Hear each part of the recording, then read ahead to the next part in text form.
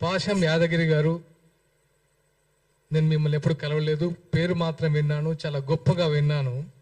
కానీ నిన్న first time ఈ చూసిన తర్వాత నాకు మిమ్మల్ని గారు అనాలంటే నాకు నా మీద ఏంటి ఈయనేంటి ఇలా మాట్లాడాడు, అసలు ఏంటి ఈయన బ్యాక్గ్రౌండ్ ఏంటి, ఈయన మనస్తత్వం ఏంటి, ఈయన సీనియర్ జర్నలిస్ట్, విశ్లేషకులు, విద్యావేత్త, ఎంతోమంది తెలంగాణ ఉద్యమంలో ఎంతో మందిని చైతన్యవంతులు చేసిన ఆ పెన్ను ఇలా మాట్లాడుతుందా అని కొంచెం బాధేసింది.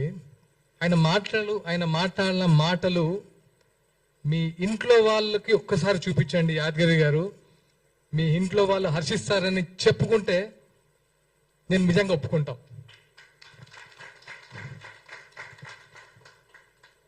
ఒక పర్సన్ పట్టుకొని మీరు ఎలాంటి మాట్లాడారో ఒకసారి మీరు మాట్లాడిన వీడియో మీరే చూసుకొని సిగ్గుపడండి, ఒక్కసారైనా సిగ్గుపడండి. ఎందుకంటే ఇంకోసారి తప్పు చేయకుండా ఉంటారు. నేను పవన్ కళ్యాణ్ గారిని అభిమానో లేకపోతే నాయకుడిగా చెప్పట్లేదు, ఒక మనిషి గురించి మాట్లాడడానికి నోరా ఇంకేమన్నా. పాషం యాదగిరి గారు, మీకు తెలిసిన మీ మిత్రులు చాలా మంది మీ గురించి గొప్పగా చెప్పేవాళ్ళు. నేను నైట్ నుంచి సర్ప్రైజ్ ఇదా ఆయన గురించి చెప్పింది. సినిమా ఆర్టిస్టులకి సిగ్గు, నీతి, న్యాయం, శీలం అసలు ఏముండదా? ఏమనుకుంటున్నారు మీరు సినిమా ఆర్టిస్ట్ అంటే? ఒక్కొక్కరు జీవితాన్ని పలంగా పెట్టి ఆకలితో పస్సులుండి ఇక్కడ సినిమా ఆర్టిస్టులు అవుతున్నారు. అదే తెలంగాణ వ్యాప్తంగా. వాళ్ళందరికీ మీరు ఇచ్చేది ఇదా? వాళ్ళ సంస్కారం లేదా? నువ్వు యావత్ సినీ లోకానికి క్షమాపణలు చెప్పకపోతే నిజంగా నీకు మనశ్శాస్త్రి లేనట్టే. కనీసం నీ మనశ్శాస్త్రికైనా చెప్పుకో తప్పు చేస్తానని. ఎలాంటి మాటలు మాట్లాడతావు? గోదావరికని, లక్ష్మీపురం, మీరు ఏదైతే లెఫ్ట్ భావజాలం అంటున్నారో, మీరు ఇక్కడ ఆఫీసులో కూర్చొని మేము కమ్యూనిస్టులం అని పేపర్లు రాసుకుంటూ ఉత్తేజపరిచం అనుకుంటున్నారో, అదే 25 సంవత్సరాల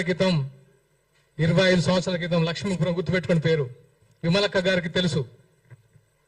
20 సంవత్సరాలు జైలు గోడల మధ్య ఫ్యామిలీని, జైలు బయట మేము.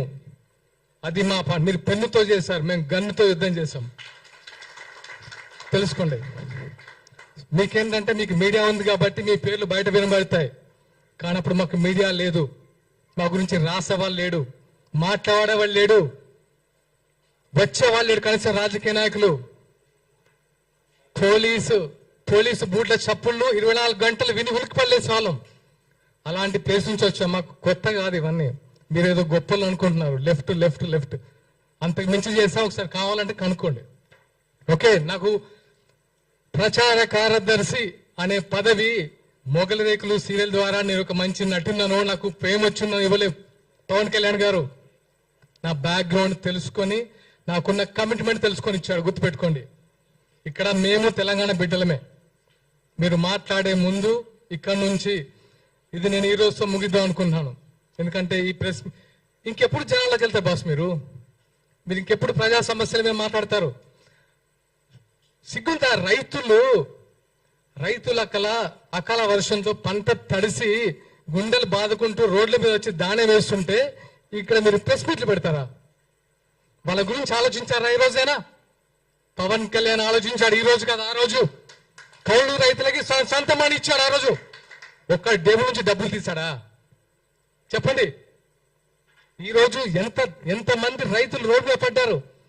రైతు అనేవాడు పంటేసినప్పటి నుంచి ఎరువులు దొరక్క, రుణాలు దొరక్క, అతి కష్టం మీద పంట తీస్తే ఆ పంట నెల రోజుల నుంచి కళ్ళాల మీద పడిగాపులు కాస్తూ, అరే ఎప్పుడు వర్షం వస్తా అని గుప్పిట్లో పెట్టుకొని ఉంటే వీళ్ళు వాళ్ళని పడుచుకోకుండా ఈ సొల్లు మీటింగ్లు పెట్టేసి, పవన్ కళ్యాణ్ ఒకరు దొరికారు కదా, మనకు మంచి ఫేమ్ వస్తుంది, మంచి మైలేజ్ వస్తుంది, ఈరోజు ఇంతమంది వచ్చి మాట్లాడతారని సొల్లు మీటింగ్ పెడతారా మీరు? ఇదే మీరు తెలంగాణలో ఫైట్ చేసే విధానం. ప్రొఫెసర్ నాగేశ్వరరావు గారు, చాలా వీడియోస్ చూశాను మీది, ఒక మంచి విశ్లేషకులు అనుకున్నాను. కానీ ఎందుకో తగ్గించుకున్నారు గౌరవం. మీకు ఎందుకండి? మీరు అన్ని పార్టీలు సేమ్ మీ ముందు, మీరు అన్ని పార్టీ నాయకులు మీకు రెస్పెక్ట్ ఇస్తారు.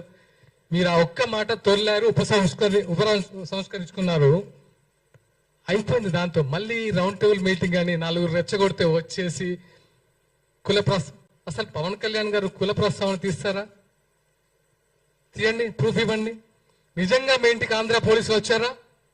చెప్పండి. ఆంధ్ర పోలీసులు వస్తే రుజువు చేయండి. మీరు వచ్చారని ప్రూవ్ చేయండి, మేము తలదించుకుంటాం. మీ ఇంటికి పోలీసులు ఎందుకు వచ్చారో మీకు తెలియదా? నేను విన్నదైతే ఎవరో ఏదో యూట్యూబ్ ఛానల్లో చూశాను, 10 TV ఇష్యూలో సంథింగ్ అని. దాన్ని ఆంధ్ర పోలీసులు వచ్చారు అరెస్ట్ చేయడానికని ఒక ప్రోగ్రాం పెట్టి విద్వేషాలు రెచ్చగొట్టి అవసరమా? మీరు యువతకు మార్గదర్శకులు అనుకున్నాను, కానీ ఇలా దిగజారుడుతనం చేసి దిగజారడం అంటే నాకు తెలిసి ఇలా ఈ టైంలో యువత కూడా ఇలాంటి చెత్త మాటలు మాట్లాడట్లేదు. సొఫిస్టికేటెడ్ గా ఉంటున్నారు, అంబిషియస్ గా ఉంటున్నారు.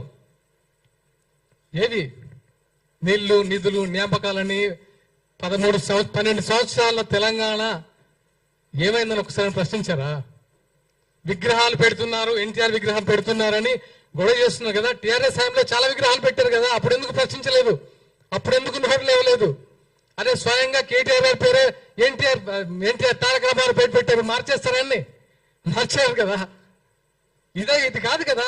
సమస్యల మీద ఫైట్ చేయండి. మీరు ఫైట్ చేస్తే మేము వస్తాం, మేము వెనుక ఉంటాం, మీ ముందుగా మేము వెనుకుంటాం. అరే ఫైట్ చేస్తున్నారు వీళ్ళు, వెనుక మనం ఉందామని. లెఫ్ట్ భావం ఇది కాదు కదా. లెఫ్ట్ భావాలంటే ఇలా తిట్టడాలా? గుర్తుపెట్టుకోండి, మొన్న మున్సిపల్ ఎన్నికల్లో, ఇది గుర్తుపెట్టుకోండి, మున్సిపల్ ఎన్నికల్లో రాష్ట్ర వ్యాప్తంగా జనసేన పోటీ చేసినప్పుడు అన్ని తిరిగాను. గోదావరి పరిసర ప్రాంతంలో ఎల్బీ నగర్ లో ఒక్క కమ్యూనిస్ట్ గెలిస్తే నా ఫస్ట్ ఫోన్ ఆ కమ్యూనిస్ట్కి ఫోన్ చేశాను. అతని పేరు సూర్య. అది నేను ఎవరికి ఫోన్ చేయలే, కాంగ్రెస్ టీఆర్ఎస్ బీజేపీ. ఒక కమ్యూనిస్ట్ పార్టీ గెలిచిన యువకుడు, అరే ఈ టైంలో ఇంత ఉందా, ఇంత అంబిషియస్ గా ఫైట్ చేస్తున్నాడు, ఎవరా యువకుడు అని చెప్తే అతని పేరు సూర్య. అతని ఫస్ట్కి వెళ్ళి నేను ఫోన్ చేసి మాట్లాడి నేను అప్రిషియేట్ చేసిన మొదటి వ్యక్తిని. అది నాలో ఉన్న కమ్యూనిస్ట్ రక్తం. మీలో ఉంది కమ్యూనిస్ట్ రక్తం కాదని నా ఫీల్. ఎందుకంటే ఇలా తిట్టొద్దు. ఇలా తిట్టుకుంటూ కొట్టుకుంటూ ఏం సాధిద్దాం తెలంగాణలో? ఏముంది ఇప్పుడు సిచ్యువేషన్? తెలంగాణలో ఏమైనా ఉందా? మిగిలిందా? ఎవరైనా సంతోషంగా ఉన్నారా?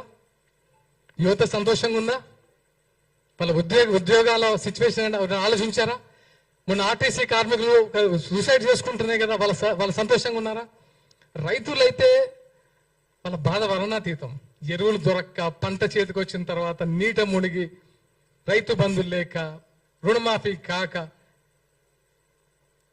ఇన్ని సమస్యలు పెట్టుకొని మీకు పని పాట లేక రౌండ్ టేబుల్ సమావేశాలు పెట్టి ఏం చేశారా మీ జేబులో నుంచి? పవన్ కళ్యాణ్ గారు ఏం చేశారు మీకు తెలియదా? ఈ రోజు కాదు, 2009లో ఎక్కడో ఆదిలాబాద్ తాండాల్లో మంచినీటి సౌకర్యం కల్పించాడు. అప్పుడు మీరేం చేశారు? ఎక్కడున్నారు మీరు? ఎన్నో దాన ధర్మాలు చేశారనే. దాన ధర్మాలు కూడా అన్నాను. ఆయన ఒక మనిషి కష్టాల్లో ఉండంటే చేతికి ఎంత ఇస్తారు. అదే నైజం. ఊరికే మేము అట్రాక్ట్ కాము, సినిమాల వల్ల అట్రాక్ట్ కాలేదు బ్రదర్. ఆయన సినిమాలు చూసేవాడు అట్రాక్ట్ కాలేదు జన సైనికులు. ఆయన వ్యక్తిత్వం, ఆయన కంటే పెద్ద హిట్ ఇచ్చిన సూపర్ స్టార్లు ఉన్నారు, వాళ్ళకి ఇంతమంది ఫ్యాన్స్ లేరు ఎందుకు? ఆయన వ్యక్తిత్వం. ప్రతి వాడికి సమన్వయం.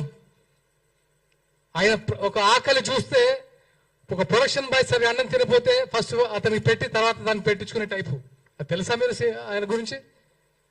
ప్రతి ఒక్కరూ ఆయన గురించి మాట్లాడితే కనబడిపోతాం సోషల్ మీడియాలో.